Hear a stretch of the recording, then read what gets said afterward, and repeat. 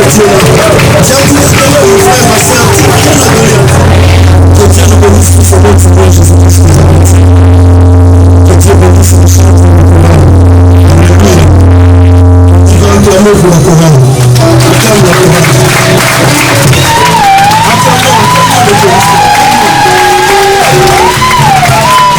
Acclamons le bénisse avec joie. Acclamons la chorale avec beaucoup d'amour. Alléluia. Voilà, que Dieu vous bénisse tous au nom du Seigneur Jésus-Christ Nazareth. Que le Saint-Esprit de Dieu vous amène encore d'amour. Que le Saint-Esprit vous inspire davantage. Que le Saint-Esprit de Dieu vous accorde la vie. De tout ce qui est de tracasserie policière, aïe, le nom de Jésus-Christ. Que Dieu vous protège et qu'il vous donne l'envie. Pour que vous puissiez continuer à le servir. Alléluia. Oui, nous allons chanter avec la sœur Kémou. Saison de gloire. Nous sommes dans cette saison de gloire. Nous allons chanter parce que nous sommes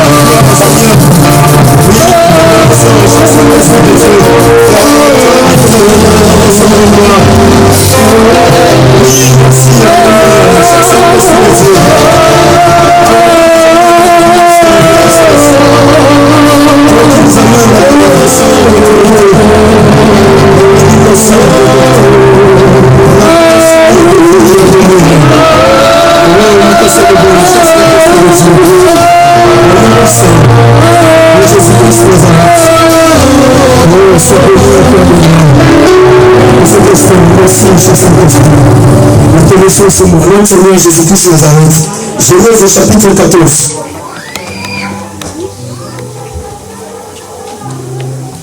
Genèse au chapitre 14. Nous allons lire le verset 10 jusqu'au verset 20. Genèse chapitre 14, verset 10 à 20. Je lis la parole de Dieu au nom du Seigneur Jésus-Christ Nazareth.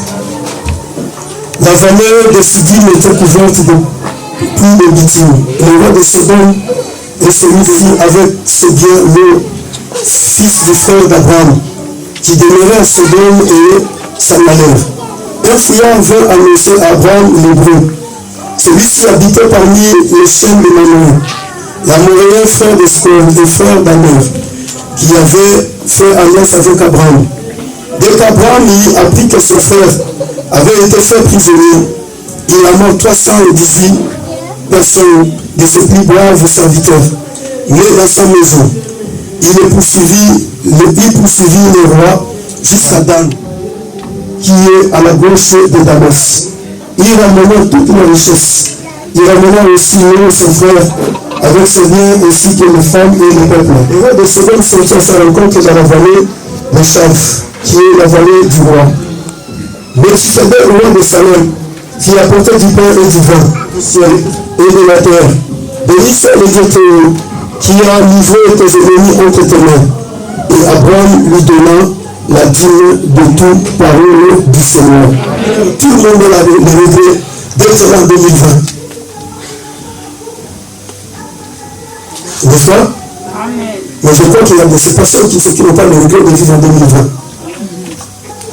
Alléluia. Amen. Écoutez, 2020 a été une année de tracasseries, une année de choses compliquées, une année de tourments, une année de désespoir pour milliards de personnes dans les 4 coins du monde entier. Une année où certaines personnes n'espéraient plus à rien. Alléluia. Il dort, il se réveille, il se dit, bon, peut-être que je ne verrai pas la journée de demain, je préfère faire tout aujourd'hui, et demain je ne serai pas là.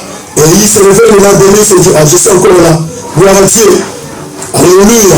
Mais écoutez, ce qui est beaucoup plus important pour toi et moi, ce n'est pas ce qui se passe dans les 4 coins du monde entier. Ce n'est pas la présence de Covid-19. Ce n'est pas la présence de tout ce qu'il y a aujourd'hui. Mais ce qui est beaucoup plus important pour toi et moi, c'est Dieu. Parce que ce n'est pas le Covid-19 qui donne la vie. La vie, c'est le don de Dieu. C'est Dieu qui donne la vie aux êtres humains. Le Covid-19 ne peut pas empêcher Dieu de donner la vie aux humains. Les lois dont les hommes vont établir sur la terre n'empêcheront pas Dieu d'accorder le souffle de vie aux êtres humains. Alléluia. Donc, ce qui est beaucoup plus important, c'est Dieu. L'année 2020, nous allons le mettre derrière d'ici peu de temps. Mais nous allons commencer une année nouvelle. Cette année nouvelle, nous ne savons pas qu'est-ce qui nous attend. Alléluia. Parce que quand nous, les chrétiens, nous sommes en train de dormir, les satanistes sont en train de travailler.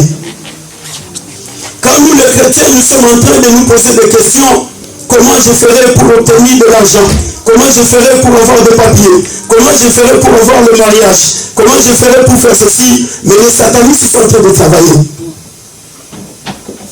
Les plans de restauration du nouveau ordre mondial. Alors nous allons y aller de 2021 jusqu'à 2030. Nous allons passer une décennie où nous allons continuer à vivre avec tous les masques que nous avons là. Là, vous devez déjà vous préparer.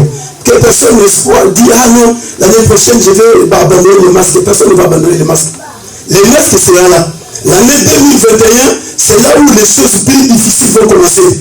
Parce que l'instauration du nouveau ordre mondial va commencer l'année 2021. Aujourd'hui, nous avons l'histoire de G5. C'est ça, non, mon philo.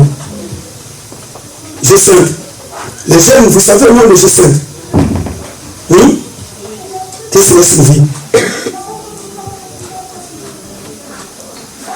Amen. Alléluia.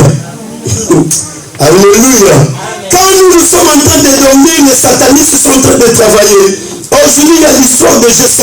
Qu'est-ce que signifie cela le G5? C'est-à-dire éliminer toute la 5e génération. Vous savez la 5e génération, n'est-ce pas? Alléluia. Depuis Abraham jusqu'à Jésus, dans la Bible, il y a combien de générations? 43 générations.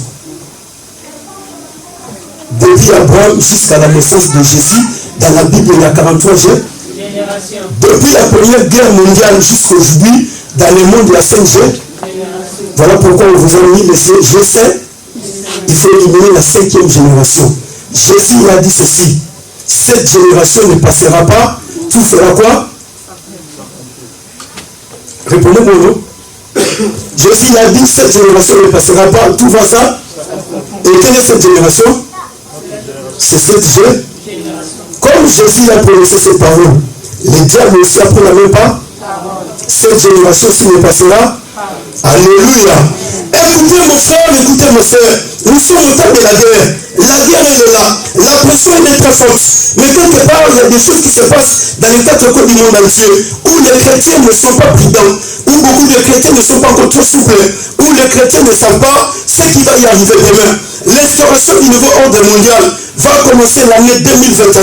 Voilà pourquoi on a commencé avec la vaccination. Vaccination obligatoire. Pourquoi pas la vaccination?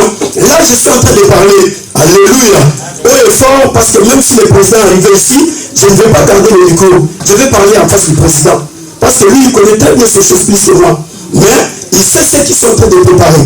Raison pour laquelle cette histoire qui se fait aujourd'hui, c'est l'accomplissement de la prophétie de la parole de Dieu. Au temps d'Abraham, il y a eu 9 rois qui se sont bâtis pour enfin qu'ils puissent se partager les territoires. Les rois de Sodome, les rois de Sinéa, les rois de tous ces rois-là se sont assemblés. Pendant 14 ans, ils se sont bâtis pour enfin voir qui était le roi qui était le plus fort. Et celui qui est le plus fort, c'est celui qui va posséder les territoires. Mais à ce temps où nous sommes, les rois sont en train de se battre. Non pour avoir le territoire, mais ils sont en train de se battre pour diminuer la population du monde. Pour qu'enfin que le monde ne soit pas comme Dieu l'a voulu. Voilà pourquoi aujourd'hui, on est en train de nous parler de toutes ces histoires-là. Prochainement, ils vont établir cela pendant toutes ces années, de 2021 jusqu'à 2030. Il n'y aura plus de souveraineté nationale. C'est-à-dire quoi? L'ONU va instituer l'ordre mondial. Tous les pays du monde dépendront d'un seul pays. Il y aura une banque mondiale où tous nous allons commencer à dépendre de cette banque. On aura une seule monnaie. Déjà, les billets des banques vont disparaître. Alléluia. Les billets des banques vont disparaître. Ils vont nous instituer beaucoup de choses. Les crédits seront là. Les contrôles, les caméras seront mises partout pour contrôler les vies des gens. Et voilà pourquoi les choses sont en train de prendre une nouvelle allure. Mais les chrétiens doivent se réveiller. Les chrétiens ne peuvent pas dormir. Les chrétiens doivent comprendre. Pendant le temps, ils sont testés pour voir qui va s'opposer. Or, Sarkozy l'avait dit que l'ordre mondial sera établi. Nous verrons qui va s'opposer. Suivez bien le discours de l'ancien président Sarkozy. Macron, quand il est arrivé au pouvoir, il a prononcé un discours. Je vais établir l'ordre mondial. Je verrai celui qui va s'élever. Alléluia. Je verrai celui qui va s'élever. L'ordre mondial va s'établir. Ils nous ont testé. En première phase, c'était quoi? Le premier confinement. Ils attendaient voir les gens qui vont s'opposer au premier confinement. Nous avons tous avalé le premier confinement. Le deuxième confinement, nous avons tous avalé. Nous avons tous accepté de porter le masque. Ils ont réussi. Bravo. Ils se sont dit fini. Maintenant, nous allons les injecter les vaccins. Et qui va s'opposer devant les vaccins?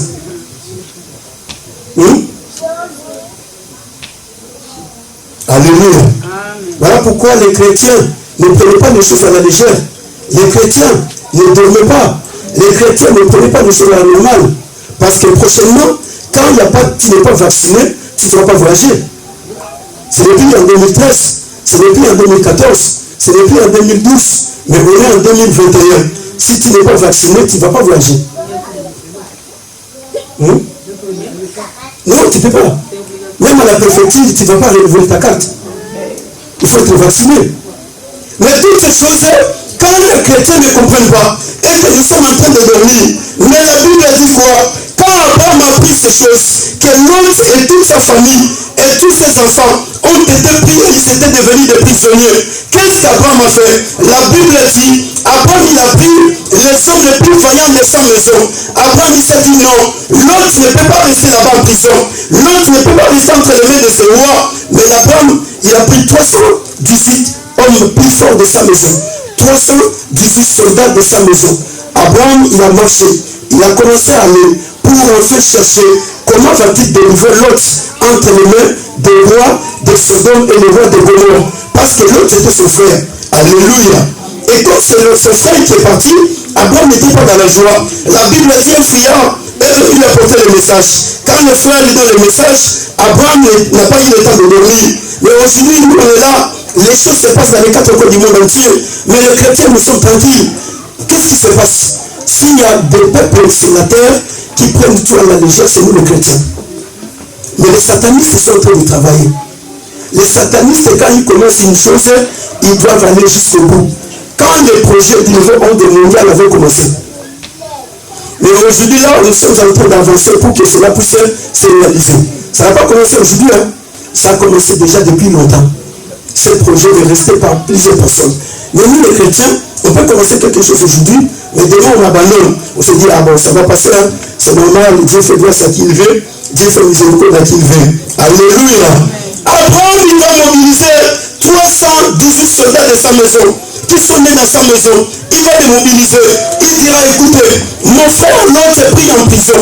Il est entre les mains des rois de Sodome et Gomorrhe. Sa femme et leurs enfants, tous leurs biens, la richesse de Sodome et Gomorrhe est partie. Mais nous allons nous battre contre les rois de Sodome et Gomorrhe pour qu'enfin que nous puissions délivrer Lot, nous puissions délivrer sa femme, nous puissions délivrer ses enfants, nous puissions délivrer toutes ces familles qui sont parties entre les mains des rois de Sodome et Gomorrhe. La Bible dit, Abraham va diviser son armée, les milices d'Abraham, Abraham va les diviser, il dira, bon, vous allez partir de l'autre côté, vous allez partir de l'autre côté, vous allez prendre cette route, et la Bible dit, pendant la nuit, ils ont commencé à attaquer. Alléluia. Pendant la nuit, ils ont commencé à attaquer. Écoutez mon frère, pendant la nuit que nous sommes en train de dormir, les gens sont en train de faire des plans. Les gens sont en train de planifier ce qu'ils vont réaliser demain et après-demain. Pendant que les chrétiens sont en train de se disputer, pendant que les chrétiens sont en train de commenter des bêtises sur Facebook et WhatsApp, des vidéos sur YouTube qui n'ont pas d'importance et de valeur. Frère, les satanistes sont en train de travailler. Les satanistes sont mobilisés. Les satanistes, ils sont en train de chercher comment nous allons réaliser nos projets. Comment nous allons y arriver pour aboutir à nos objectifs. Mais les chrétiens, en ce moment, on est en train de regarder des vidéos pour commenter. Les chrétiens, en ce moment, on est en train de chercher qu'est-ce qui se passe de l'autre côté. L'apôtre tel, le prophète tel, il a fait quoi? Frère, sœur, ce n'est plus le temps de la distraction. Le temps où nous sommes, c'est le temps où l'église dans les 4 coins du monde entier doit se mobiliser. Vous savez pourquoi on est en train de décréter des couvre-feu à tout moment. Et le couvre-feu n'est pas seulement en Europe. Hein. Quand tu vas poser la question aux gens qui sont en Afrique, il n'y a pas le Covid-19, mais le couvre-feu en Afrique. Alléluia. Alléluia. Amen. Pourquoi on est en train de décréter des couvre-feu à tout moment? Mais nous devons nous poser la question. Depuis quand le monde, depuis qu'il a existé, demandez aux plus grands scientifiques du monde entier, les plus grands scientifiques du monde, posez-leur la question, depuis quand les hommes sur la terre ont déjà été guéris d'une maladie au travers d'un masque? Posez-leur la question. Depuis quand que le monde a été monde, les hommes ont déjà trouvé la guérison au travers du confinement? Posez la question à tous les plus grands scientifiques du monde. Ils vous diront c'est faux. Dieu, il nous a donné l'air libre pour que nous puissions respirer cet air libre. Maintenant, quand tu respires avec le masque, l'air que tu es en train de respirer, ça va où? Oui? Ça va être bientôt pour moi, n'est-ce pas? Et après, qu'est-ce que ça va te faire? Mais ça, c'est rien. Hein? Vous savez, le diable, il est malin. Quand un sorcier tue quelqu'un dans la famille, qu'est-ce qu'il fait? Hein? Il est la première personne à pleurer. Voilà, Sabine, alléluia.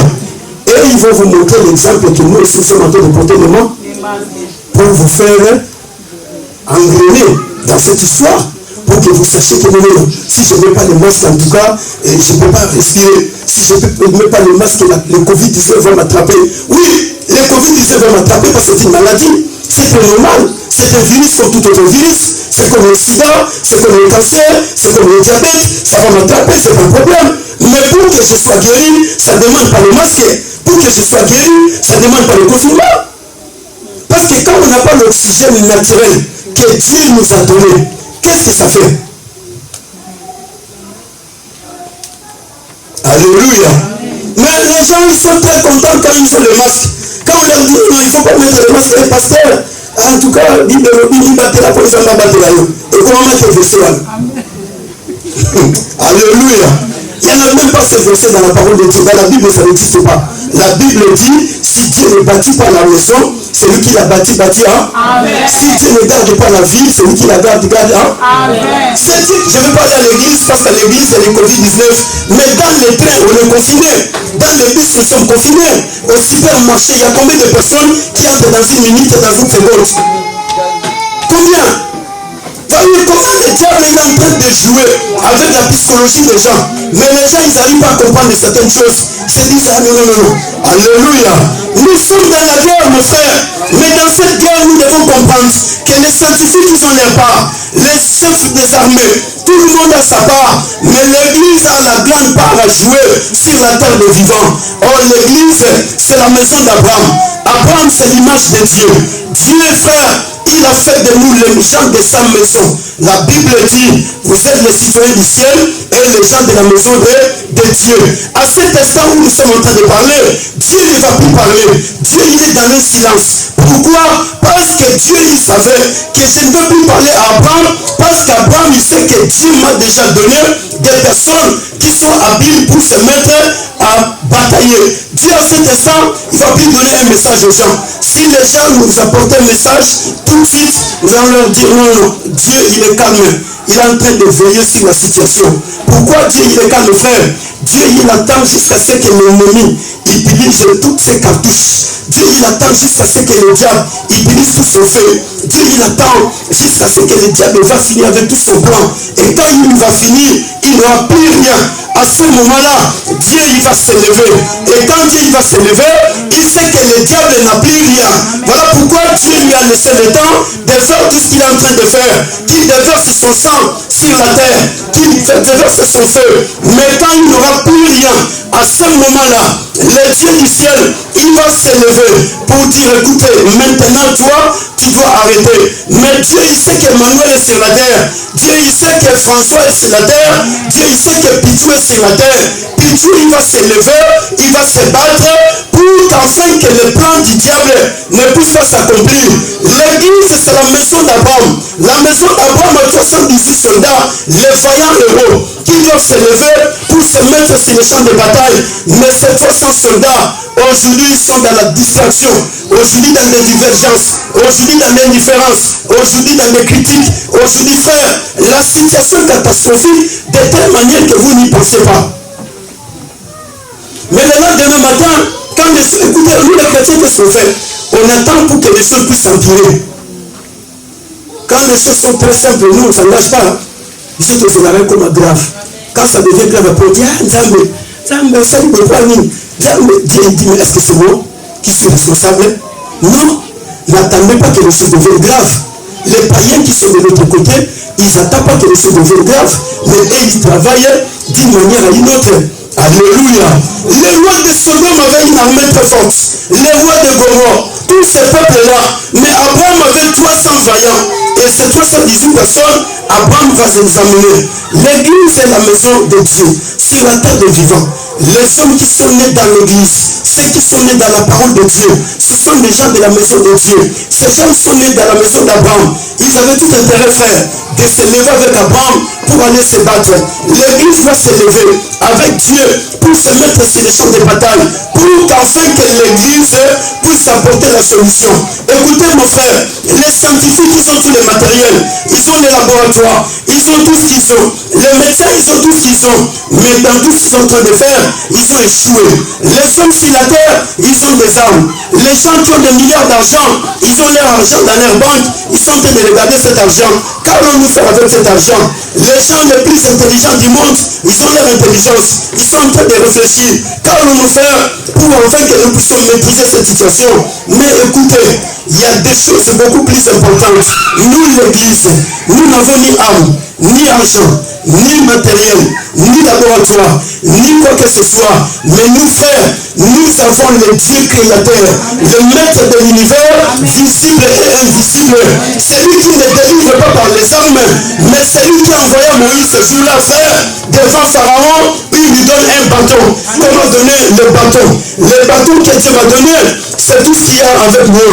Frère, Écoutez, les hommes peuvent avoir tout ce qu'ils peuvent avoir, mais nous avons le Dieu créateur. Le Dieu qu'Abraham appelait Yahvé. C'est ce Dieu que nous avons. Le maître de l'univers visible et invisible, c'est lui que nous avons. Le Dieu qui ne se bat pas avec les hommes, mais c'est lui qui se bat avec son nom. Quand nous, l'église, nous allons nous lever dans la prière pour se battre, frère, sachez qu'il y a la solution sur la terre. Mais quand nous, l'église, nous allons continuer à vivre dans les choses que nous sommes en train de vivre, frère, nous allons nous retrouver le lendemain avec beaucoup de morts. Combien dans le premier confinement, des frères et sœurs chrétiens, pasteurs, serviteurs de Dieu sont morts? Combien? Parce qu'on prenait tout à la légère. Ah, Covid-19, c'est ça, c'est le côté.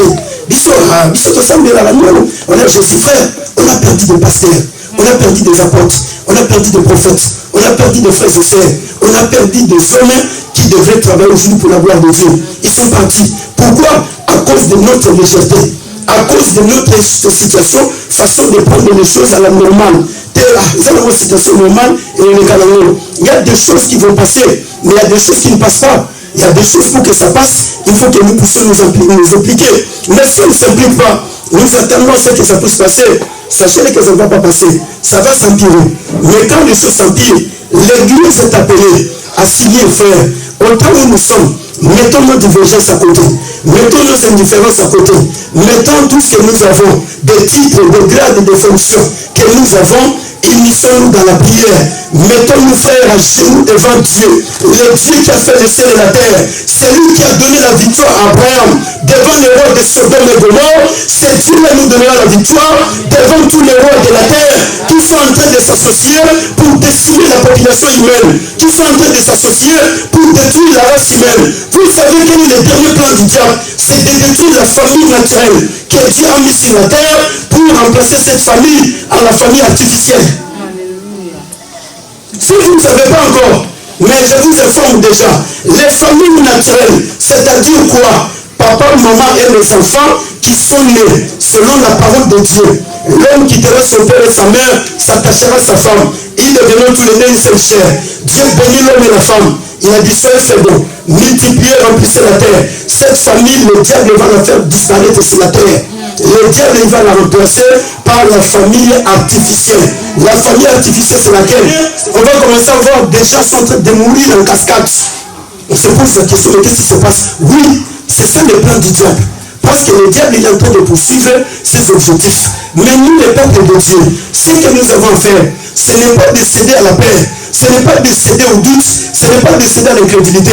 Frère, tu peux ne pas me croire, mais nous avons gobé le premier confinement. Tous nous portons le masque. Qui t'a obligé de mettre le masque? Alléluia. Qui t'a demandé de mettre le masque? Le père? Et demain, quand il va te dire, tu vas te faire vacciner, tu vas le douter? Tu vas le résister? Alléluia.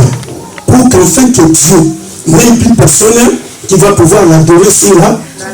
Voilà pourquoi il y a des couvre-feux. Pourquoi? C'est pour empêcher l'église. Parce que quand les gens écoutent parler de couvre-feu, ils ont peur de se déplacer. Mais les païens, ils se déplacent, ils vont dans des bars. Alléluia. J'ai vu des gens hier pendant le couvre-feu. Oui, j'ai vu des gens. Ils me disent, non, il faut que les gens on a dit, ah frère, le couvre-feu, il ne faut pas noter. Ah bien noter, ils sont bien notés, mais les chrétiens, ils te disent, non, je ne vais pas à l'église parce qu'il y a le couvre-feu. Alléluia. Il y a le couvre-feu, je ne peux pas venir. Les frères, ils disent, ah, c'est bien qu'on a un état à sauter. Ils sont déjà au tout à Katado, et tu vas lire les gens, tu veux voir nous. Alléluia. Il est parti boire, et il est très bien dans sa peau pour se faire réjouir. Mais écoutez, frère, écoutez, ma soeur, la Bible dit, Abraham, ce jour-là, il fut revenu vainqueur. Abraham n'a pas perdu le combat. Les rois de Sodome, les rois de Gomorrhe, les rois de Syria, et tous les rois qui ont pris son neveu Lot en prison, tous ceux qui ont pris le peuple en prison, la Bible dit que Dieu a donné la victoire à Abraham. Abraham est revenu victorieux. Et tous ces rois-là, ils ont perdu le combat. Mais quand cela se fait, parce qu'il y avait l'unité entre Abraham et ses serviteurs, parce qu'il y avait la collaboration entre Abraham et ses serviteurs, mais s'il n'y a pas l'unité entre Dieu et l'Église, comment est-ce que Dieu va te donner la victoire? Si s'il n'y a pas la relation entre Dieu et le Saint-Esprit et l'Église, comment est-ce que nous allons vaincre toutes ces histoires-là? Et s'il n'y a pas la communion entre nous, l'Église, quand je parle de l'Église, je parle de tous, même ceux qui sont en Angola, ceux qui sont au Brésil, ceux qui sont partout, c'est l'Église de Dieu. Tous ceux qui ont accepté Jésus comme Seigneur et Sauveur, qui ont donné leur vie à Jésus, c'est le temps, frère, de nous associer. C'est le temps, ma soeur, de nous unir. C'est le temps de dire à tout le monde, mettons-nous à genoux, parce que nous ne combattons pas selon la chair. La Bible dit si nous marchons dans la chair, mais nous ne combattons pas selon la chair. Nous combattons avec des armes puissantes. Ces armes-là, c'est la parole de Dieu. Les armes puissantes que Dieu nous a données. Nous ne combattons pas contre les êtres humains. Mais la Bible dit, nous combattons les dominations, les autorités, les dignités, les principautés, les princes des ténèbres de ce monde et les esprits méchants dans les lieux célestes. Ce sont ces êtres invisibles, frères, qui sont en train d'utiliser les êtres humains sur la terre pour qu'ils puissent accomplir le plan du diable et Satan. Le diable, il envoie les dominations. Mais les dominations, quand tu vas les chercher dans les laboratoires, tu ne les trouveras pas. Mais quand tu regardes les caractéristiques des êtres humains, tu comprendras que celui-ci est possédé par les esprits de domination. Parce que lui veut dominer sur tout le monde. Les autorités, tu ne les verras pas. Mais quand tu vas sonder le monde, tu verras que non, celui-là est possédé par les esprits d'autorité. Parce que lui veut imposer son autorité. L'intimité, tu ne les verras pas. Tous ces esprits travaillent avec les êtres humains. Et le diable, il envoie ses esprits pour venir sur la terre accomplir son plan. Et il utilise tous ces présidents qui nous dirigent aujourd'hui. Il utilise tous les rois qui sont dans les quatre coins du monde. Il utilise tous les milliardaires, les multimilliardaires, tous ces gens-là, tous les scientifiques. Il les utilise pour enfin nuire et détruire les plans de Dieu. Cela n'a pas commencé aujourd'hui. Cela a commencé avec Nimrod. Nimrod a commencé à bâtir la tour de Babel. Mais Dieu il a dit, descendons et go. Descendons et go. Alléluia. C'est le temps où l'Église doit se mettre à prier. C'est le temps où le peuple de Dieu, nous ne combattons pas contre la chair et le sang, mais nous combattons contre les dominations. La guerre, elle est là. Les choses vont se présenter autrement. Les années à venir, personne ne dira non, je vais m'échapper. Aujourd'hui, déjà, les problèmes de vaccins ont commencé dans ma vie, dans ce vent. Ils ont commencé aujourd'hui. Alléluia. Et le lendemain, tu verras, ça va y arriver dans ta vie. Après le lendemain, ça va se répandre dans tous les quatre coins et dans tout le monde entier. Personne ne peut quitter Paris pour aller à Kinshasa si tu n'es pas vacciné. Tu ne l'as pas. Mais tu connais la matière avec laquelle on a fabriqué ces vaccins. Parce qu'il y a des maladies qui sont sur la terre, ça fait des années, on n'a jamais trouvé de vaccin. Mais comment vous allez nous trouver le vaccin de Covid-19 dans l'espace d'un petit temps? Posez-moi la question. Il y a des maladies jusqu'aujourd'hui, si tu posais les scientifiques la question, ils te diront, on n'a pas encore trouvé le vaccin. Ça fait 20 ans, ça fait 25 ans que cette maladie existe. Ils n'ont pas encore trouvé le vaccin. Mais comment avec le Covid-19, le vaccin est apparu dans l'espace de 6 mois? Posez-vous la question. Mais qu'est-ce que le Saint-Esprit va nous donner comme réponse? Alléluia. Mais le problème c'est quoi? C'est de quitter la distraction.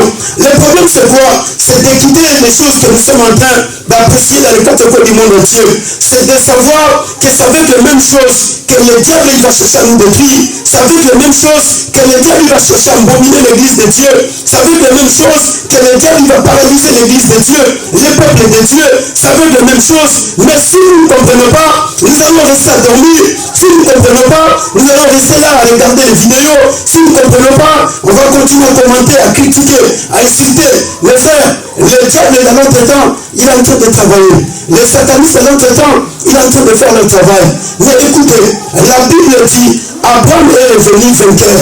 Abraham n'a pas perdu le combat. Abraham n'a pas perdu la guerre. Pourquoi? Parce que le Dieu du ciel, qui a fait le ciel et la terre, était avec Abraham. Et comme Dieu était avec Abraham, avec tous ses soldats, ils ont remporté la victoire. Et quand nous aussi, nous avons Dieu sur la terre, et que nous allons nous battre avec Dieu, Dieu finira par toujours nous donner la victoire. Même si le diable se déguisait, il devenait 15 000 fois diable, Dieu finira par nous donner la victoire. Parce que Dieu ne dépend pas des armes des hommes. Dieu ne dépend pas des laboratoires des hommes. Dieu ne dépend de rien faire, il dépend de lui-même. Et comme il dépend de lui-même, Dieu va nous utiliser comme des simples instruments pour qu'enfin qu'il puisse faire voir sa gloire sur la terre des vivants. Pour pour arrêter les plans de l'ennemi. Voilà pourquoi ce jour-là, les peuples d'Israël, ils étaient devant la mer Rouge. De l'autre côté, il y a l'armée de Pharaon qui était en train de venir. Mais ils ont commencé à trembler. Mais Moïse leur dira, soyez calme. Regardez aujourd'hui la délivrance que l'Éternel vous accorde. Mais Moïse leur dit, marchez. Vous devez non? Ne restez pas si. Alléluia. Dieu va dire à Moïse, pourquoi ce peuple est en train de tourner ses places? Ils sont en train de crier. Mais dis-leur de ne pas crier, mais dis-leur de continuer à marcher. Combien aujourd'hui ils ont arrêté leur marche? Combien aujourd'hui ne veulent plus marcher? Ils sont toujours là stationnés. Les choses sont stagnées dans un lieu. Ils se disent, ah oui, bon, ça n'est pas un problème. Frère, nous devons marcher. Nous devons continuer la marche avec le Seigneur. Notre marche ne peut pas s'arrêter parce qu'il y a le Covid-19. Nous ne pouvons pas arrêter notre foi parce qu'il y a les lois, il y a le couvre-feu. Non, Dieu il a dit au peuple de marcher. Le peuple devait marcher pour que Dieu puisse agir. Nous, le peuple, nous devons être en action. C'est à ce moment-là que Dieu aussi entre en action. Mais si nous sommes stationnés quelque part, en train de murmurer, ah Dieu, pourquoi ceci? Ah Dieu, pourquoi cela? Ah Dieu, Dieu il dit non, non, non. Je ne vous ai pas appelé à murmurer, mais je vous ai appelé à marcher. C'est le temps de marcher avec Dieu. C'est le temps que parfois se mettre en action. La Bible dit, Abraham est revenu vainqueur. Et quand il revient avec la victoire, la première personne qui apparaît devant Abraham, c'était le roi de Sodome. À aucun moment là, Abraham dit tomba, mais la première personne qui apparaît devant lui, c'est le roi de Sodome. Mais c'est le même roi qui vient de combattre. Il lui apparaît. C'est le même roi dont Abraham et ses soldats sont partis comme. Mais c'est le même roi de Sodome qui vient pour faire le marché avec Abraham. Qu'est-ce qu'il vient chercher? Il vient dire à Abraham, je vais te donner la richesse, mais toi tu vas me donner les personnes qui sont avec toi. Mais moi je vais te donner la richesse. Écoutez frère, quand Dieu veut nous amener dans une dimension, sache-le que la première personne qui va t'apparaître, c'est la même situation. C'est le même péché que tu as vaincu hier. Mais c'est le même péché qui va t'apparaître en premier. C'est la même chose que tu avais vaincu. C'est la même chose qui va t'apparaître en premier. Pourquoi? Parce que cela est là pour te réclamer toute ta vie. C'est pour cela que le roi de Sodome est venu pour dire à Abraham, quand tu vas lire la parole de Dieu, nous allons lire la parole pour bien comprendre les choses. Écoutez ce que la Bible dit. Le verset suivant. Verset 21. Le roi de Sodome dit à Abraham, donne-moi les personnes et prends pour toi les richesses. Abraham répondit au roi de Sodome, je lève ma main vers l'Éternel, le Dieu très haut, maître du ciel et de la terre. Je ne prendrai rien de tout ce qui est à. Alléluia.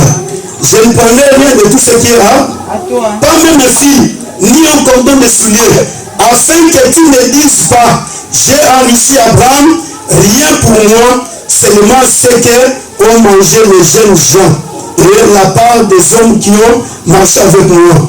Aner, Escol et Mamré. Et ils prenaient l'air par parole du Seigneur. Pour que tu ne dises pas que c'est moi qui ai enrichi à. Oh là là. Pour que tu ne dises pas que c'est moi qui ai enrichi à. Je ne prendrai rien de. Quand nous marchons, frère, avec Dieu, et que Dieu veut t'amener dans une autre dimension, sache-le que la première personne, quand tu as la victoire, c'est la même personne que tu as vaincu, celui qui viendra te proposer. Il vient avec la proposition. Il te dit, non, prends ça, tu me donnes ça. Pourquoi? Parce qu'il sait que c'est avec ça que je veux continuer à te réclamer. C'est avec ça que je veux continuer à dire aux gens, non, si vous devenez riche aujourd'hui, c'est à cause de moi. Alléluia. L'Éternel, il apparaît toujours de mille manières. Il est apparu devant Jésus-Christ. Il a commencé à proposer. Il a dit, non, non, si tu fais ça, moi je te donnerai ceci. Et le roi de Sodome apparaît devant Abraham. Il lui donne des propositions. Abraham lui dit, non, je ne peux pas prendre ce qui est à toi. Je ne te donnerai pas les hommes qui sont avec moi. Je ne prendrai pas aussi ta richesse. De peur que demain, tu viennes encore me réclamer pour dire, non, c'est moi qui t'ai enrichi. Alléluia. Mais lui, il a commis une erreur. Quand le roi de Sodome apparaissait, de l'autre côté, il y avait Melchisedec qui était en train de regarder la scène qui se passait entre Abraham et le roi de Sodome. La Bible dit, quand le roi de Sodome s'est mis à côté, Melchisedec est apparu devant Abraham. Quand Melchisedec apparaît devant Abraham, il va commencer à parler avec Abraham. Et quand il va commencer à parler avec Abraham, la Bible dit, Melchisedec, roi de Salem, fit apporter du pain et du vin. il était sacrificateur du Dieu très haut. Il bénit Abraham et dit, béni soit Abraham par le Dieu très haut, maître du ciel et de la terre. Béni soit le Dieu très haut qui a livré tes ennemis entre tes mains. Et Abraham lui donna la dîme de... Abraham lui donna la dîme de... Oh, répétez dans ta Bible. Abraham, qu'est-ce qu'il a fait? Il a donné Melchisedec la dîme de... Alléluia. Melchisedec apparaît devant Abraham. Les rois de Sodome aussi apparaissent. Mais écoutez, la différence entre les rois de Sodome et Melchisedec, les rois de Sodome viennent, ils proposent à Abraham des choses dont il va pouvoir les réclamer après des années. Des choses dont il va pouvoir les réclamer après des semaines, après des jours. Mais Melchisedec, la Bible dit, quand il apparaît devant Abraham, il vient avec le pain et les vins. Il lui donne le pain, il lui donne le vin. Et il dit à Abraham, béni soit le Dieu très haut. C'est lui qui t'a donné la victoire au-dessus de tous les rois de Sodome et Gomorrhe. Le Dieu vivant, c'est lui qui a livré tes ennemis entre tes mains. Et quand la parole de Dieu nous dit, Abraham va prendre la dîme de tout ce qu'il avait, il va donner à Melchisedec. Et Melchisedec va bénir Abraham. Alléluia. Voilà, frère. C'est là où il y a le plus grand problème. Nous allons aller en 2021. Mais en 2021, qu'est-ce que tu as? Qu'est-ce qui va rassurer ta vie en 2021? Abraham est rassuré. Melchisedec lui donne le pain et le... Alléluia. Melchisedec lui donne le pain et le vin. Et Abraham, la Bible dit, en retour, il va donner à Melchisedec la dîme de tout ce qu'il avait. Et la parole de Dieu nous demande comment est-ce qu'ils se sont séparés. Melchisedec il est parti, Abraham aussi a continué son chemin. Écoutez mon frère, écoutez ma soeur, Dieu est vivant. Melchisedec c'était le roi de Salem, c'était le roi de la justice, c'était le prêtre du Dieu très haut. C'est-à-dire que ce jour-là, il est apparu devant Abraham, non pas comme El Shaddai. El Shaddai, le Dieu qui se suffit de lui-même. Mais le Dieu de la parole apparaît devant Abraham comme El Elyon. Il y avait le Dieu qui est le maître de l'univers visible et invisible. Le Dieu très haut, c'est lui qui est le maître de tout l'espace sphère. C'est lui qui contrôle le ciel, la terre et le sous-sol. C'est lui le Dieu très haut. C'est celui-là qui envoie Melchisedec devant Abraham. Melchisedec, le souverain sacrificateur, il apparaît devant Abraham, il apporte le pain et le vin. Il lui donne le pain. Abraham prend le pain parce qu'il est vieux, il venait de la guerre. Il était fatigué. Il doit manger pour récupérer encore la force et l'énergie pour continuer la marche. Il doit boire du vin pour lui donner encore un nouveau souffle pour qu'Abraham puisse continuer la marche. Et Abraham va prendre le pain et le vin il va manger. Je sais que tout le monde a déjà prêché cela. Le pain, ils ont dit oui, voilà, le pain symbolise le corps de Jésus-Christ, le vin symbolise la joie. Alléluia. C'est ce qui vous a déjà été prêché, oui ou non? Le vin symbolise la joie parce qu'Abraham avait besoin de la joie. Alléluia. Melchisedec, c'est le roi de Salem, c'est-à-dire le roi de la justice et le roi de la paix. Il y a deux choses très différentes par rapport au roi de Sodome et Gomorrhe. Le roi de Sodome et Gomorrhe n'est pas le roi de la justice, n'est pas le roi de la paix. Mais le roi de Sodome et Gomorrhe vient avec des propositions. Frère, le diable n'est pas le roi de la paix. Le diable, il vient toujours avec des propositions. Voilà pourquoi vous voyez aujourd'hui toutes les propositions que le diable a apportées dans les quatre coins du monde entier sont en train aujourd'hui de travailler dans les vies de beaucoup de gens. Mais beaucoup de gens ne comprennent pas que le diable m'a proposé des choses. Ces choses qu'il m'a proposées, demain il va venir me les réclamer. Mais j'ai besoin de faire la rencontre personnelle avec Melchisedec. Parce que quand tu te rencontres avec Melchisedec, Melchisedec va te donner le pain, il va te donner le vin. Or, tu as une marche à faire. La marche à faire, il faut manger. Si on ne mange pas faire, on n'a plus la force de continuer la marche. Parce qu'on venait de se battre avec le roi, on a vaincu, mais maintenant il faut continuer la marche. Or, il y a des chrétiens qui se réjouissent faire avec la première victoire que Dieu lui donne. Quand Dieu lui donne la victoire, il s'arrête avec cette victoire. Il se dit non, c'est fini pour moi. Mais tu oublies qu'après cette victoire, il y a encore d'autres combats qui vont apparaître. Après cette guerre, il y a d'autres guerres encore qui vont apparaître. Même si Melchisedec savait qu'Abraham va affronter encore d'autres situations. Il y a l'épreuve de la vie qui va apparaître dans la vie d'Abraham. 25 ans seront là devant lui sans pour autant avoir des enfants. Mais pour qu'Abraham puisse tenir devant ses 25 ans, il a besoin du pain, il a besoin du vin. Amen. Alléluia. Frère, il y a des gens qui se réjouissent, ah non, moi, je suis déjà béni, je suis déjà ce que je suis frère. Il y a d'autres choses qui vont apparaître demain, que tu ne sais pas encore. Mais le chemin est trop long. Voilà pourquoi Dieu, il a dit à Élie, le chemin est long, mange et alléluia. Tu dois manger et tu dois. Et Élie, le prophète, il a mangé, il a bu, il a retrouvé les forces et il a continué le chemin. C'est ce qui fait défaut aujourd'hui chez beaucoup de chrétiens. Beaucoup de chrétiens ne mangent pas. Beaucoup de chrétiens ne boivent pas. Beaucoup de chrétiens se réjouissent. Se disent, bon, ça y est, je me suis déjà marié, c'est bon, c'est fini.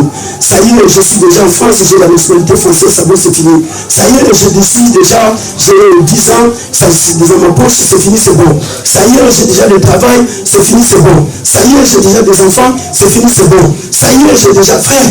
Tu sais demain quels sont les combats qui vont apparaître dans la vie de tes enfants? Tu sais demain quelles sont les choses qui vont apparaître dans ton chemin?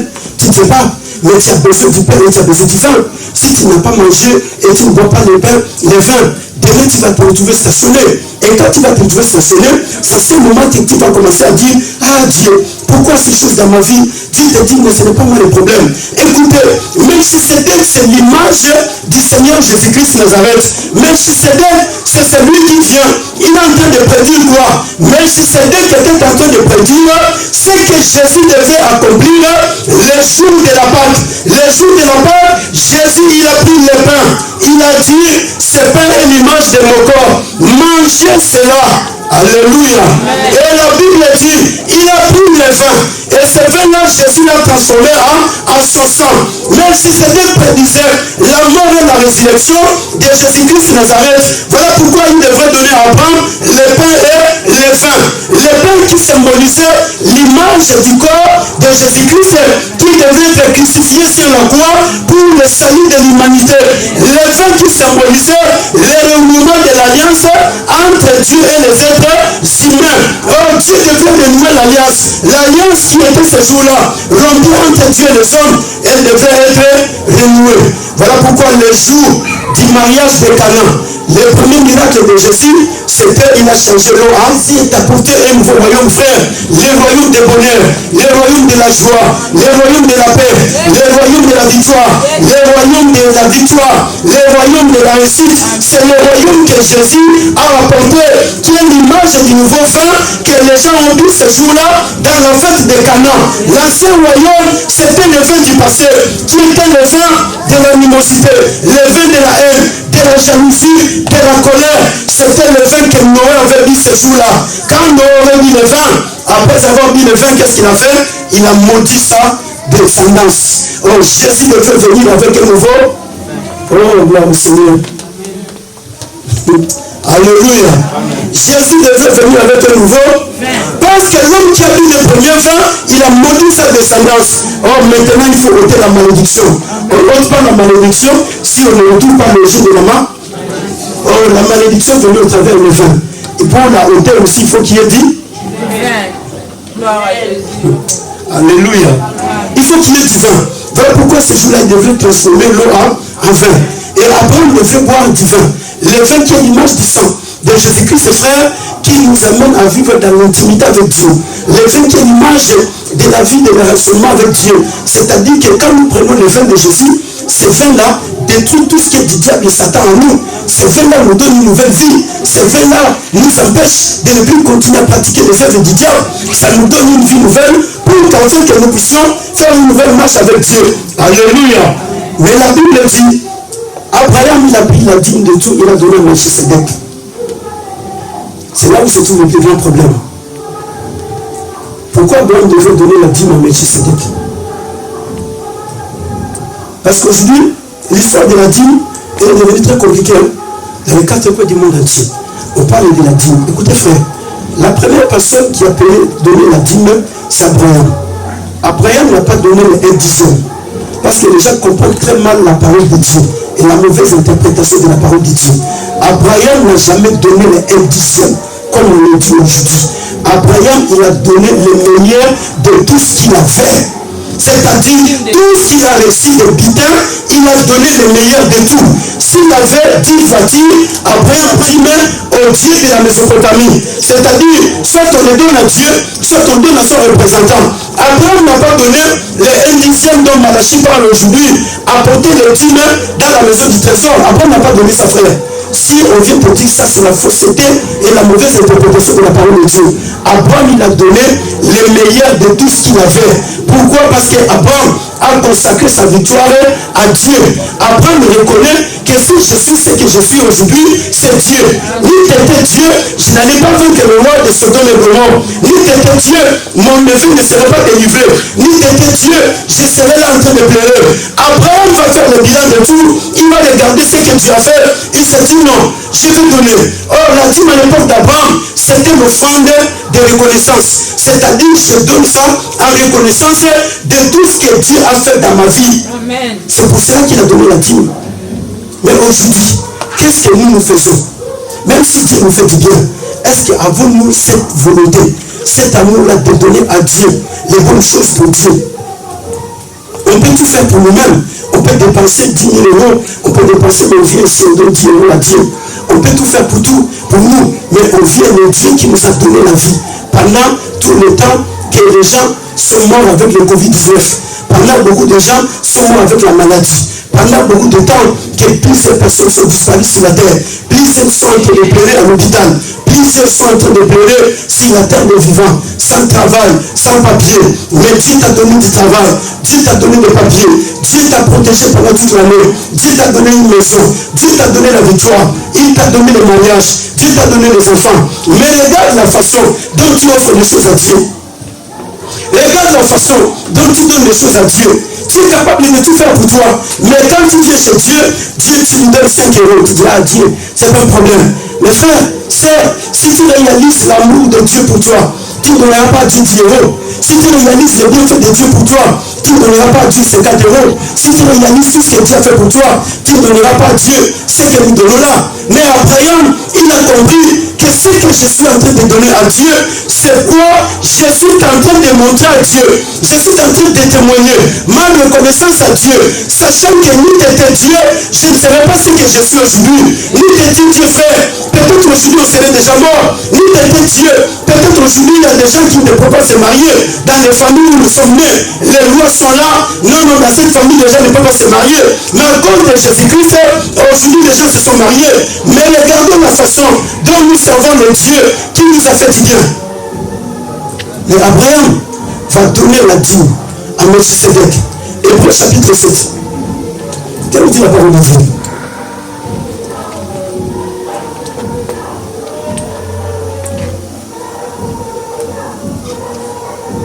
Hébreux chapitre 7, verset 1 à 7.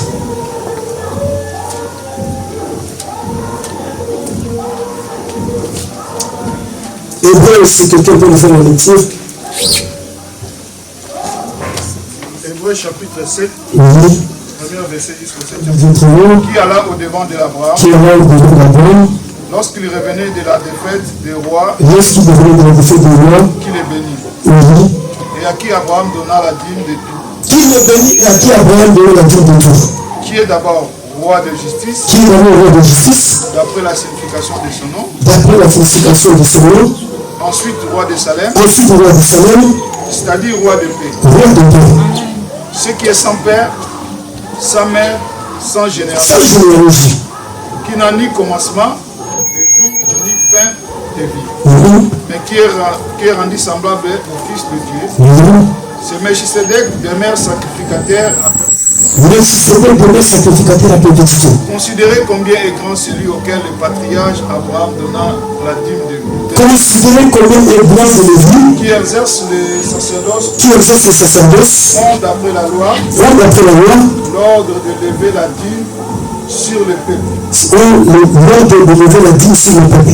C'est-à-dire sur leurs frères, sur les frères qui cependant sont issus de rein d'Abraham. qui cependant sont issus de rein d'Abraham.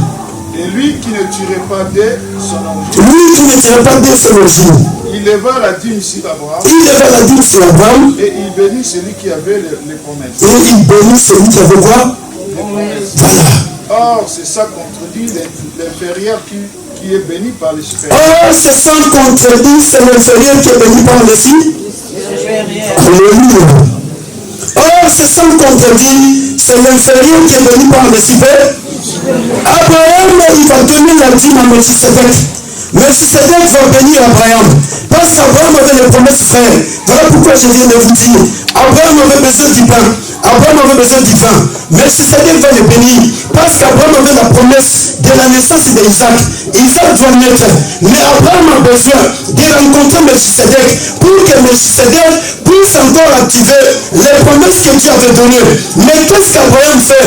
Abraham va donner sa dîme à Melchisedec. Melchisedec va le bénir. Et la Bible dit, Melchisedec c'est un homme qui est sans généalogie, qui est sans père, sans mère. Il est un homme comme ça, un homme de frère. Mais c'est l'image du Seigneur Jésus-Christ qui n'a ni père ni mère. C'est la préfiguration du Seigneur Jésus-Christ Nazareth. Mais lui là, il vient pour bénir Abraham, c'est lui qui est le patriarche, le père de la foi des Hébreux.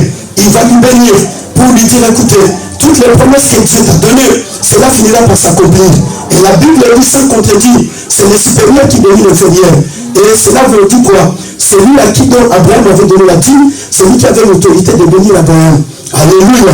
Mais Melchisedec est différent des sacerdoces lévitiques. Le sacerdoce lévitique établi par Dieu, et la Bible nous dit que c'est un sacerdoce qui est national. Mais le sacerdoce de Melchisedec, c'est un sacerdoce universel. C'est un sacerdoce qui n'a ni commencement ni fin. C'est-à-dire quoi? C'est le sacerdoce de Jésus-Christ Nazareth qui est un sacerdoce qui est différent au sacerdoce d'Aaron. Le sacerdoce d'Aaron est limité avec les lois, les règles et tout ce qui est des ordonnances. Mais le sacerdoce de Melchisedec, c'est un sacerdoce de justice, un sacerdoce de paix, un sacerdoce de bénédiction, un sacerdoce d'amour, un sacerdoce frère qui est sans limite. Pourquoi? Parce que Melchisedec lui-même, il n'a ni commencement ni fin.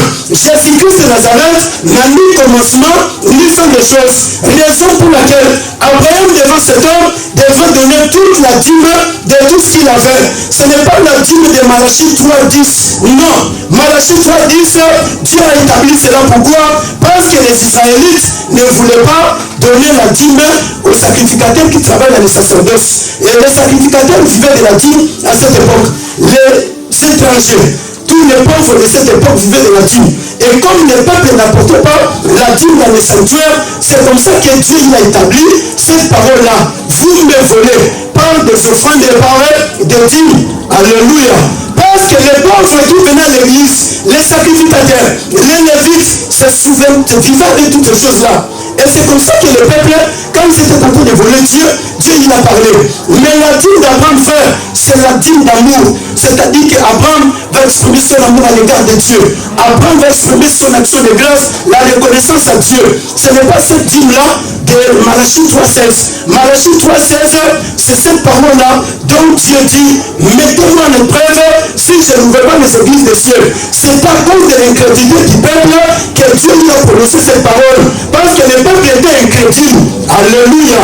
Mais Abraham, frère, l'homme qui reconnaît les bienfaits de Dieu, Abraham, ma soeur, l'homme qui reconnaît l'amour de Dieu, il n'a pas hésité de donner à Dieu tout ce que Dieu lui a donné. Frère, celui qui reconnaît la valeur de Dieu, pour donner à Dieu ce qu'il a, il ne va pas hésiter. Pour donner à Dieu 1000 euros, pour donner à Dieu 10 000 euros, il ne va pas hésiter. Aujourd'hui, nous avons vu les gens acheter des cadeaux pour les enfants. Des 200 euros ont été dépensés, des 300 euros. Mais pour donner le fonds à l'église, on va donner 10 euros. Mais ce sont les mêmes enfants qui Dieu t'a donné. Le sapin de Noël a été acheté. Mais est-ce que Dieu vous a demandé d'acheter le sapin de Noël? Alléluia. Alléluia. Dieu vous a demandé d'acheter le sapin de Noël. Et pourquoi vous avez acheté cela?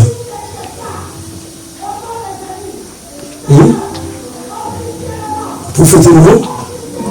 Noël, n'est-ce pas? Maintenant, Noël, c'est écrit où dans la Bible?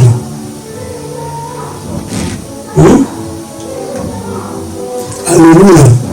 Mon peuple est péri par manque de quoi? Mon peuple est péri par manque de... Vos enfants n'ont pas besoin de sapin de Noël.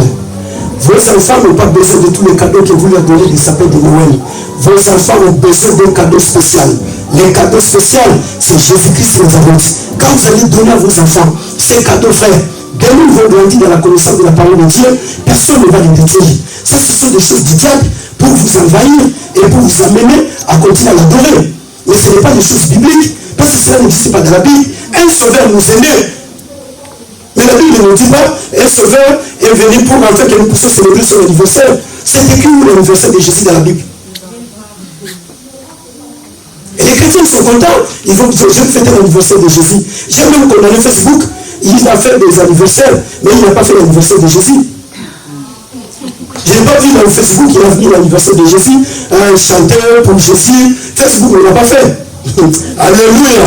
Même si c'était quand il était là devant Abraham, il a béni Abraham. Écoutez frère, sans contredire, la bénédiction doit être provoquée. La bénédiction doit être recherchée. Celui qui a besoin d'être béni, il doit savoir comment provoquer la bénédiction. Écoutez, toi dimanche passé, je venais à l'église. Il y a un frère qu'on a toujours appelé le matin pour qu'il nous amène à l'église. Il a sa voiture, le frère. Après, on lui paye un peu d'argent pour qu'il achète des carburants. Et à tout moment, ça faisait déjà des jours, des mois. Ça fait des temps. Donc, il faut faire avec ses frères là, toujours comme ça. Et toi, dimanche passé, on venait, et le frère, il a commencé à parler. Pasteur, le maman pasteur, je vais vous dire une chose. En tout cas, à partir d'aujourd'hui, vous n'allez plus me payer. Donc, je vais commencer à vous transporter gratuitement. Tous les matins, je vais commencer à venir vous chercher. Je vais vous déposer à l'église gratuitement. Vous n'allez plus rien me payer. On est venu avec les frères jusqu'à la porte de l'église. Les frères, vous avez vu que les frères, vous avez vu les frères. J'ai commencé à parler aux frères. J'ai dit, frère, écoutez, dès aujourd'hui que tu as pris l'engagement de nous transporter gratuitement, toute ta vie est sous la protection de Dieu. Aucun accident n'apparaîtra dans ta vie. Aucune mort est dans ta vie. Tu vas acheter des voitures, tu vas acheter des choses. Il est parti. Nous sommes partis. Aujourd'hui, le matin, il est venu nous chercher. Les frères avec des larmes aux yeux. Il dit, pasteur, les choses qui me sont apparues, j'arrive pas à m'exprimer. Les jours où on s'est séparé avec vous, le mardi prochain, j'ai connu un accident très dangereux. La voiture qui venait devant moi et celle qui venait de l'autre côté. Si cela me connaît, c'est-à-dire que tous mes enfants allaient mourir parce qu'ils étaient derrière moi.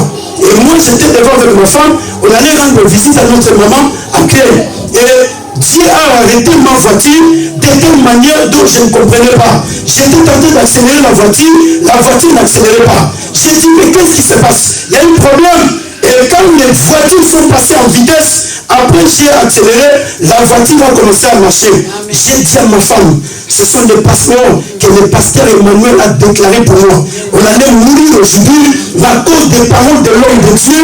Dieu nous a épargné de cet accident. On allait se retrouver aujourd'hui dans le chaos, mais cette situation Dieu nous a épargné. Non seulement ça, frère, je lui ai dit, Dieu fera de toi la tête de ta famille. Dieu va te bénir. Cette voiture va t'acheter encore d'autres voitures. Il m'a dit, pasteur, dans la même semaine là où on est, j'ai acheté encore une autre voiture pour enfin que je puisse commencer à faire mon trafic. Frère, la bénédiction, ça s'arrache. La bénédiction se cherche. La bénédiction, on ne la prend pas à la légère. Quand on fait les choses pour la gloire de Dieu, tu dois savoir que Dieu finira par te bénir. Les frères aujourd'hui, il est dans la joie. Il dit non, non, non. J'ai donné des témoignages à d'autres gens. Je les ai dit, en tout cas, mais le pasteur, il a prononcé des paroles. Un premier pasteur, il a prié pour moi. J'avais une voiture. 2 jours après, j'ai connu un accident. La voiture a été écrasée. Mais le pasteur Emmanuel, il a prononcé des paroles. Aujourd'hui, j'ai acheté une autre voiture. Je confirme que Dieu est avec cet homme. Donc, ce que je peux faire pour lui et pour Dieu, je ne vois pas. Les frères, ce matin, il est venu nous déposer ici. Je lui dis, frère, que la paix de Dieu soit avec toi. Écoutez mon frère, écoutez mon soeur. Quand on fait les choses de Dieu avec bonne volonté, sachez qu'il y a la bénédiction de Dieu qui finira par t'accompagner. Il y a la bénédiction, ça s'arrache. La bénédiction, on la cherche. À la bénédiction, on la prend. Voilà pourquoi il est écrit dans la parole de Dieu. C'est le supérieur qui bénit l'inférieur. Ce n'est pas l'inférieur qui bénit le supérieur. C'est le supérieur. Oh, Dieu est le plus grand supérieur de tous les supérieurs. Mais moi, je suis le supérieur que Dieu a établi dans cette église. Donc, toute fois que tu vas servir Dieu avec amour dans l'église, je vais déclarer des paroles pour toi. Dieu finira par les accomplir. Amen.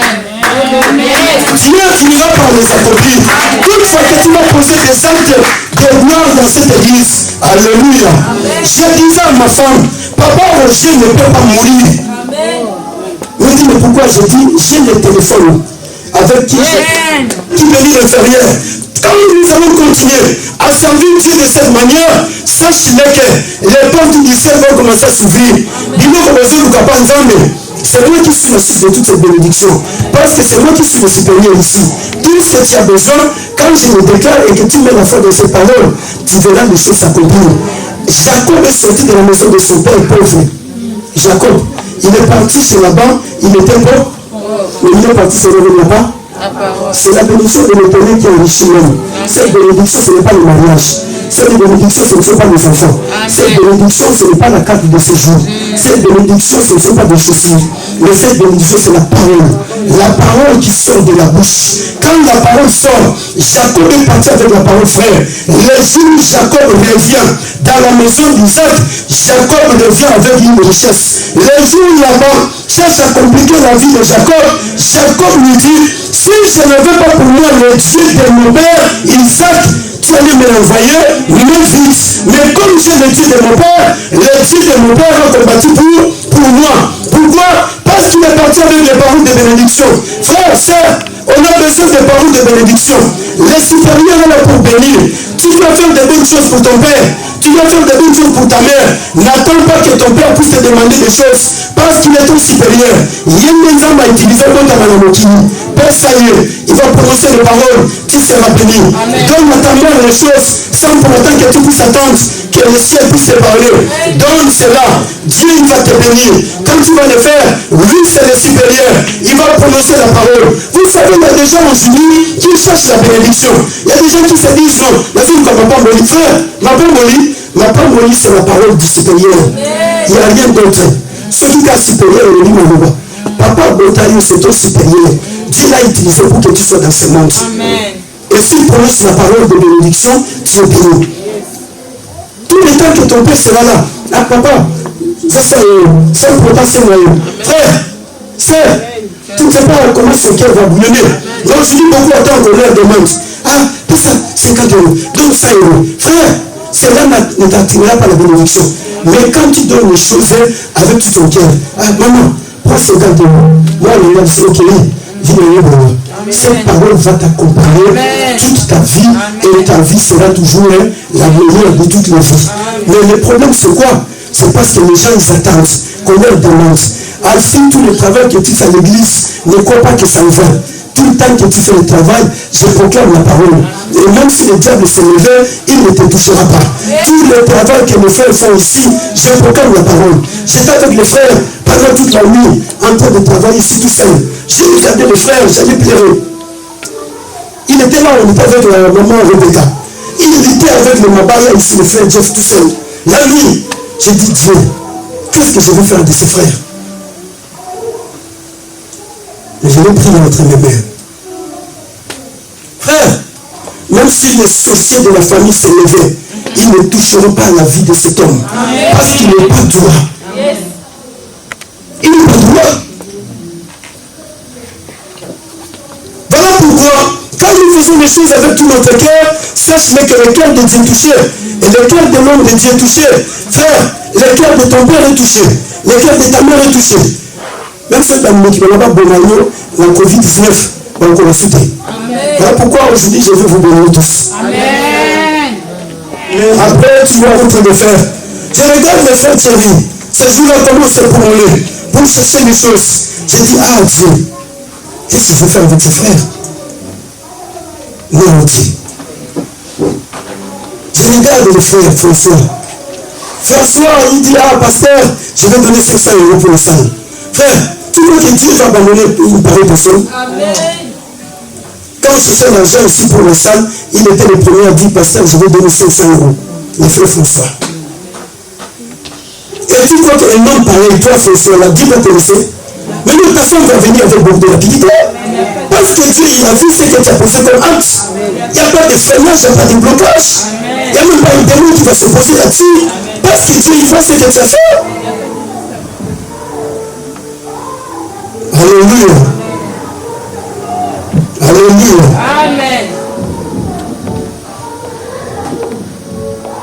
Alléluia. Cette pauvre femme vraiment, qui n'a pas de millions, mais qui dispose de cet argent pour qu'on fasse l'œuvre de Dieu. J'ai vu les frères et sœurs comment se sont promenés. Les jours on cherchait l'argent pour donner la location, comment ça s'appelle, la caution, et moi en cours de cette salle. J'ai vu les frères et sœurs comment ils se sont mobilisés. Ils ont fait un but pasteur, les gens paient ça 300 euros. Nous sommes le but, les gens paient ça 500 euros. Nous sommes le but, les gens paient ça 600 euros. Nous sommes le but, les gens paient ça 200 euros. Nous sommes le but, les gens paient ça 400 euros. Frère, vous croyez que cet argent, vous l'avez jeté? Alléluia. Vous croyez que cet argent, vous l'avez jeté? Carlito, tu crois que tu as jeté ton argent? Alléluia. Oui? Mimi Touloukou, tu crois que tu as jeté ton argent? Non. Alléluia.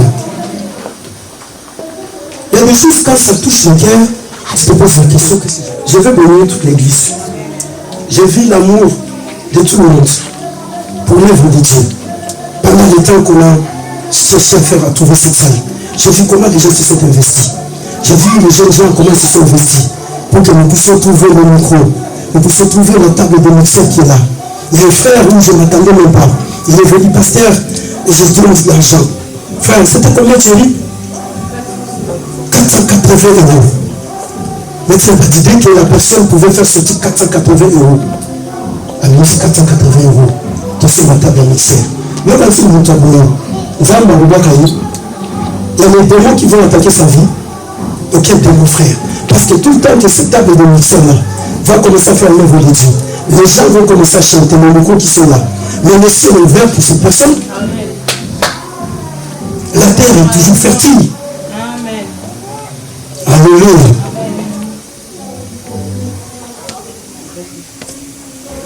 Alléluia. C'est le supérieur qui bénit l'inférieur. Ce matin, je vais vous manifester. On a dit cet amour. Comment est-ce que les serviteurs et les servantes de Dieu, comment est-ce que les fils et les filles de Dieu se sont mobilisés.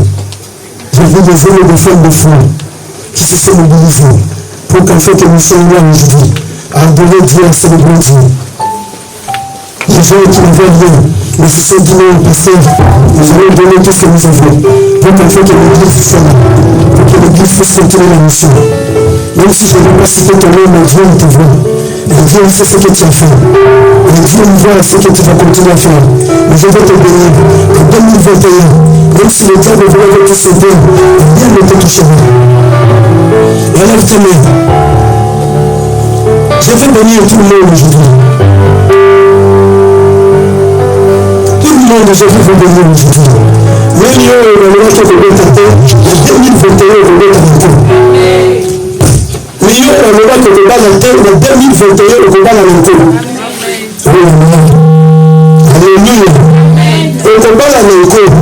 Parce que Dieu a vu l'amour que tu as manifesté. Dieu a vu comment est-ce que tu as fait de gestes. Les paix que tu avais, les 100 euros que tu avais, les 200 euros que tu avais, les 300 euros que tu avais, les 150 euros que tu avais, les 200, 600 euros que tu avais, tu as disposé pour que la parole de Dieu soit prêchée aujourd'hui, pour que l'œuvre de Dieu puisse continuer aujourd'hui. Tu as investi cet argent. Frère de Dieu du ciel et vivant, c'est les supérieurs qui bénissent les inférieurs. Élève tes mains.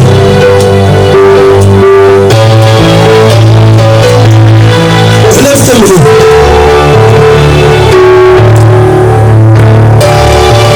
Élève tes mains. Le Dieu qui a béni Abraham, Melchisédek, la Bible dit c'est le supérieur qui bénit l'inférieur. Et je viens te bénir cet après-midi dans le nom puissant de Jésus-Christ Nazareth. Que le ciel s'ouvre sur toi et que la bénédiction de Dieu t'accompagne dans le nom puissant de Jésus-Christ Nazareth. Que la gloire de Dieu soit ton partage en 2021. Que Dieu t'épargne de la mort. Que Dieu t'épargne de toutes les tracasseries policières. Que Dieu t'épargne de toutes les attaques du monde de ténèbres. Dans le nom puissant de Jésus-Christ Nazareth. Que Dieu te mette à part pour la gloire de son Seigneur. Dans le nom puissant de Jésus-Christ Nazareth. Que la gloire de Dieu t'accompagne, que le ciel s'ouvre pour toi. Que la bénédiction de Dieu sur ton partage. Que la rosée du ciel se répande dans ta vie. Que Dieu fasse de toi un homme puissant. Que Dieu fasse de toi une femme puissante. Que Dieu fasse de toi un homme fort. Que Dieu fasse de toi une femme forte. Que la main puissante de Dieu soit sur toi. Que Dieu t'épargne. Que Dieu épargne ton mari, ta femme et tes enfants. Aujourd'hui, demain à jamais. Dans le nom puissant de Jésus-Christ Nazareth. Que le ciel s'ouvre sur toi. Et que la bénédiction de Dieu se répande dans ta vie. Dans le nom puissant de Jésus-Christ Nazareth. Là où le ciel était fermé. Que le ciel s'ouvre. En 2021, soit la tête et non la queue. En 2021, soit haut et non en bas. En 2021, soit la lumière de ce monde. En 2021, que tu deviennes la source de bénédiction. Dans le nom puissant de Jésus-Christ Nazareth. En 2021, qu'aucun démon ne puisse te toucher. Dans le nom puissant de Jésus-Christ Nazareth. En 2021, que la gloire de Dieu t'accompagne. Dans le nom puissant de Jésus-Christ Nazareth. Que Dieu bénisse tes enfants. Que Dieu bénisse ton mari, ta femme et tes enfants. Dans le nom puissant de Jésus-Christ Nazareth. Que Dieu t'unisse, Seigneur et Sauveur. J'ai supplié. Amen. Oh Seigneur.